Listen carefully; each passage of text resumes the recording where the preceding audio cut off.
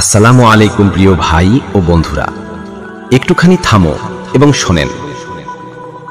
নিজেকে জিজ্ঞাসা করো, শেষবার কখন কান্না করেছিলে আল্লাহর জন্য?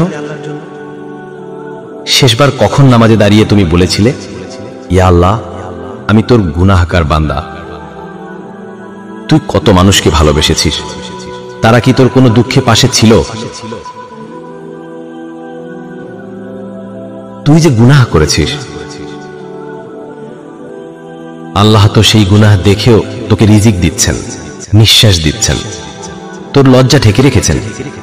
তবুও তুই নামাজে দাঁড়াস না, তুই কোরআন খুলিস না, তুই রমজানে কাঁদিস না, তুই কবরের কথা ভাবিস না।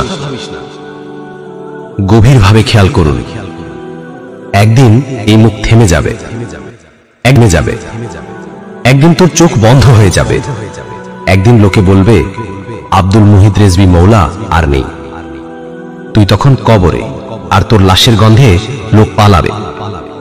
তোর মোবাইল অফ, তোর ফেসবুক অফ, তোর স্বপ্ন শেষ। তখন কি তুই একবারও চিন্তা করবি, ইয়া আল্লাহ, তওবা করব?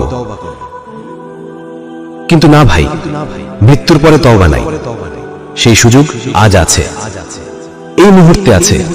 এই আলোচনার পরেই 2 রাকাত নামাজ পড়ে বল, ইয়া আল্লাহ, আমি তোকে পেয়েও ভুলে গেছি, তুই আমাকে ভুলে যাস না। আল্লাহ রাব্বুল আলামিন আমাদের সবাইকে সঠিক সমঝ দান করেন। আমিন।